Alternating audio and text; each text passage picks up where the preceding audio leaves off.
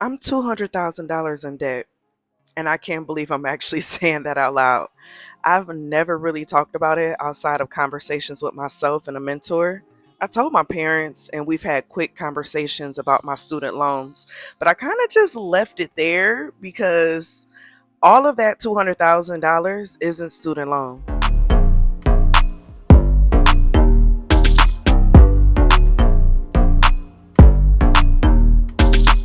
About 25,000 of it was business debt. And honestly, that's one of the things that I've learned about betting on yourself when it comes to living in this world. I can say the United States, but honestly, I feel like a lot of people fall into this trap sometimes. My debt came from me chasing what I thought was standard definition of the American dream. I did everything I was told to do. Us millennials, they sold us so many dang on dreams. Like all the changes happened during our timeline. And this is not to discredit anyone else from any other generations, but I know us millennials, we have so much PTSD from just child. It's a lot. But it's like I went to college and I'm a first generation college student as well as a first generation doctoral student. Okay? So keep that in mind. I went to college, then I got another degree, and then another one, and then another one. And then I got my doctorate. I worked hard. I sacrificed a lot of time, energy, sleep, relationship shit. You know, I followed the blueprint that was handed to so many of us growing up because we were told that if we worked hard enough, that everything would eventually pay off. But when we look back at it, a lot of our elders were dodging collection agencies, okay? But we didn't have that finance, savvy. Now, some of us did have it, not all of us, you know what I'm saying? But it was somewhere in my late 20s where I started realizing that the American dream wasn't looking very dreamy, okay? So I did get another degree, you know what I'm saying? And now we into my 30s. But it's like I looked around and I saw people working themselves into exhaustion, honey. Okay. I saw people postponing their joy until they're retired. I saw people get out of retirement and go back to work. I saw people spending decades paying off of debt, chasing promotions. Most of the times they never really come, and waiting for some magical future where life will finally begin. And I realized it was all a dream. Not everyone makes it. It's like a bottleneck, okay? 100% starts at the bottom and maybe 10% make it through to that dream. And it's like the more I paid attention, the more I realized that a lot of people never actually got to enjoy the life that they were working so hard to build.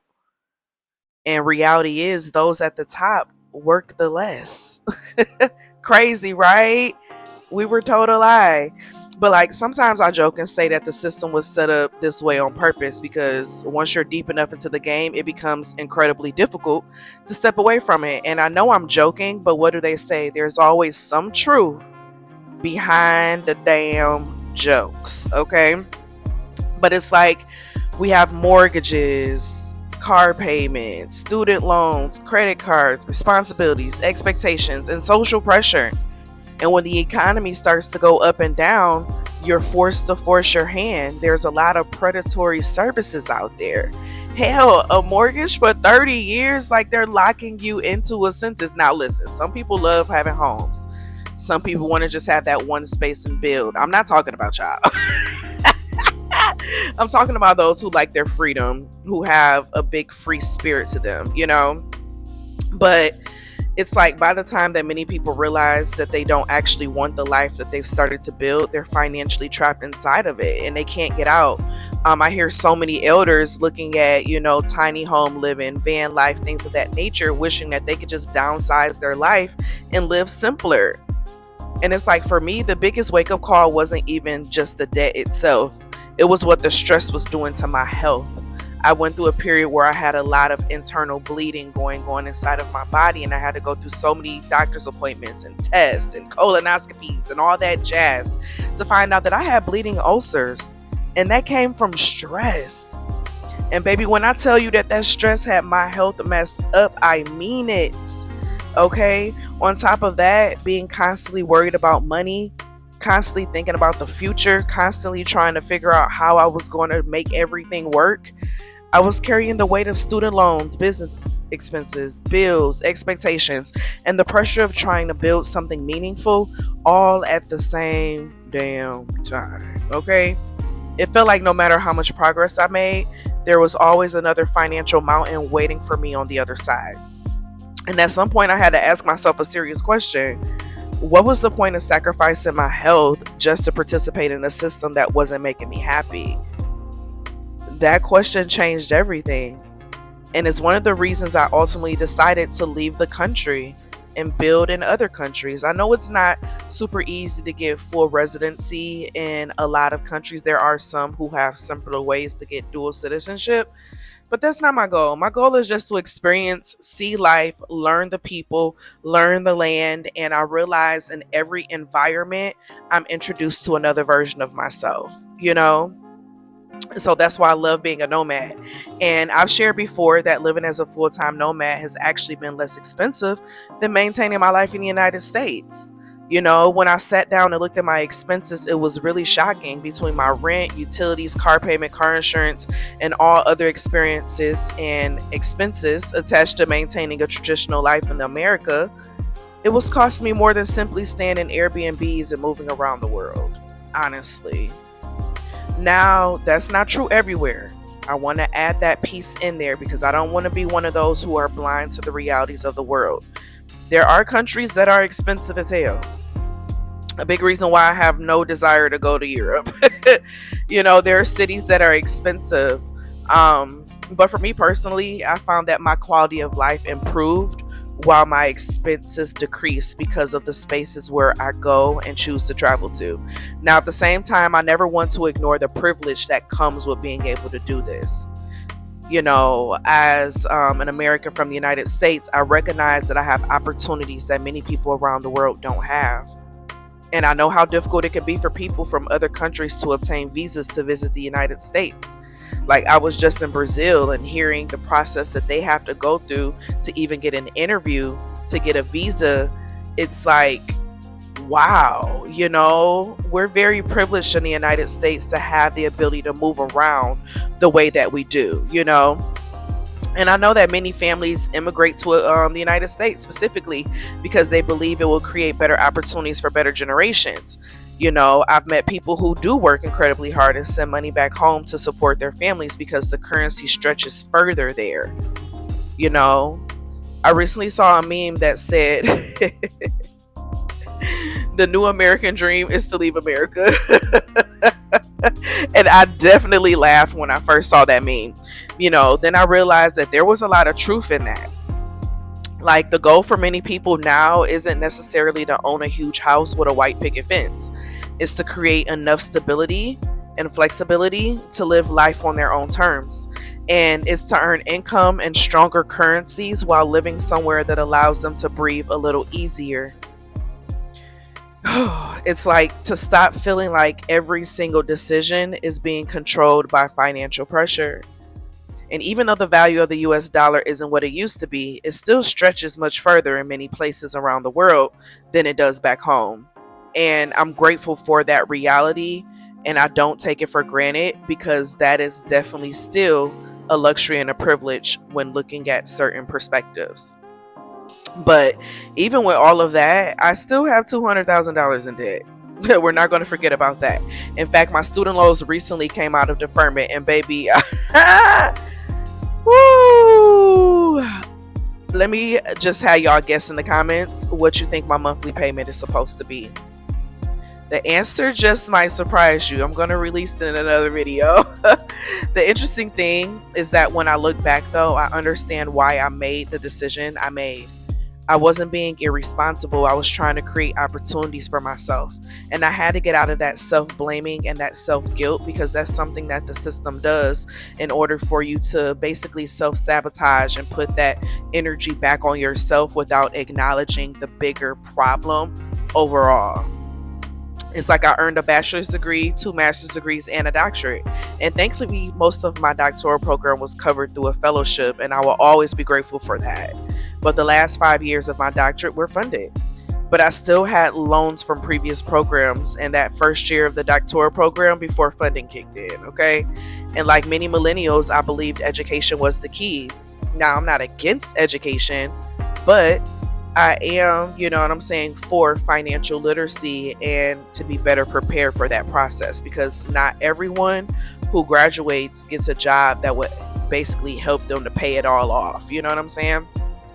But it's like our generation was told to go to school, get good grades, get a degree, get another degree if possible, you know, or if necessary. You know, now we hear the whole saying the bachelor's degree is the new high school diploma, which is interesting because in a lot of other countries, they have to pay for their high school level education and it's considered like a pre-college type of vibe.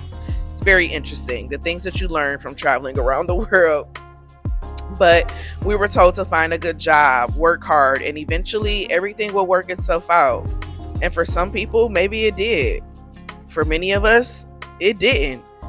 And instead, we entered adulthood carrying massive amounts of debt while simultaneously dealing with rising housing costs, rising healthcare costs, inflation, and an economy that looked very different from the one we were promised when we were growing up. And that's why I think so many millennials feel frustrated. We didn't fail the system failed a lot of us. And once I realized that, I stopped carrying so much shame about my debt. I stopped viewing it as a personal moral failure. I stopped believing it meant I was irresponsible or no good. And instead, I started seeing it as a result of a series of decisions that made sense based on the information that I had at that time. And then when I learned that most rich people have millions of debt as well, it's like we all in this shit, okay? We all in this shit. You know, we got people thinking that Elon really got $1 trillion. No, he does not have that available to him in cash, okay? But now, does that mean like I don't want to pay it off? Of course not. I absolutely want to pay it off.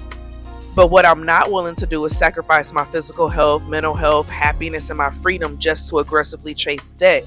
You know, debt freedom while being miserable every single day. That's new age slavery, if you ask me. And the trade off no longer makes sense to me. People often ask me why having children isn't a priority. And honestly, this conversation is a part of that answer because right now, my focus is on creating a life that feels aligned for me. I'm learning how to take care of myself.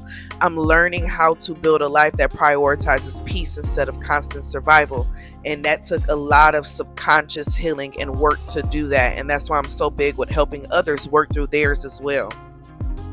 I'm going to drop the link to my 30-day reset book down below for y'all to check out, as well as my website if you feel called to. You know, but I've learned how to enjoy the present instead of spending every waking moment worrying about the future. For the first time in a long time, I feel like I'm actually living. I'm not waiting to live, preparing, or planning to live one day. I'm actually living now because anything can happen tomorrow. I've had a lot of friends who I've lost over the years at a young age, and it's just like anything can happen, you know? And maybe that's the biggest lesson this entire journey has taught. That debt is real, you know, them numbers are real and the responsibilities are too, but my life is real too. And I don't know exactly how long it will take me to pay off that $200,000. I don't know exactly what the next 5 years will look like. What I do know is that I'm no longer willing to put my entire life on hold while I wait for some future version of myself to finally be happy. So yes, I am $200,000 in debt. And somehow, despite all of it, this is still one of the happiest seasons of my life. And I'm grateful for the opportunity to be able to live it because not everyone has that opportunity. And me being able to live in other countries, experience other parts of the world, and change up how I need to, it makes the world of a difference. And I hope that one day we all around the world have that ability to do it. And one of the biggest lessons in all of it is knowing that although, yes, we have, you know how we always would hear growing up, you think you got it bad, you know, there's people over there that ain't got da da da, or they da da da da da, you know, that is kind of true. We have it bad, yes. And there are places who have it not to, compare trauma, but who have it bad as well, in ways that many of us, we don't have that. We don't have the same level of problems. And it makes me think of when they say third world problems and first world problems. Like, we don't have the same level of problems. And even though, even in my life of where I'm at now and moving around, most of the countries and spaces I've been in, super hot water is not normal. It's not common to have. I have not had a super hot shower. So I do want to say, although I live a different life now, and a life that fits me and my personality, I don't want to be one of those people who just romanticize the entire process without sharing exactly what comes with it. And that's why I have my channel. That's why I have my conversations. I share it all. And it makes me think about, I saw a post on Threads recently, and the girl has said, I hate that no one fully shares the entire process of moving abroad and becoming a nomad. Like, it's always the nice stuff, but why no one is talking about like the identity shifts and the emotional shifts and all of that jazz that we go through. And she was 1 month into her thing, and I responded back. I said, no, we do share it. It's just that the algorithm, it doesn't perform well, because a lot of people just want to see the glitter and the gold and the romanticized version of it all. But I want us all to remember that everything, we can't romanticize it, y'all. We shouldn't romanticize it, and we should be open to seeing the truth in all of the process.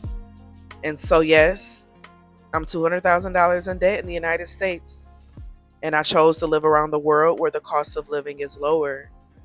And in that, there's other challenges and privileges that I have to check as well. And so I hope you all enjoyed this video. Definitely leave your comments, questions, and concerns down below in the comments. And don't forget to subscribe, like the video, and check out my links down below. And I'll see you all in my next video.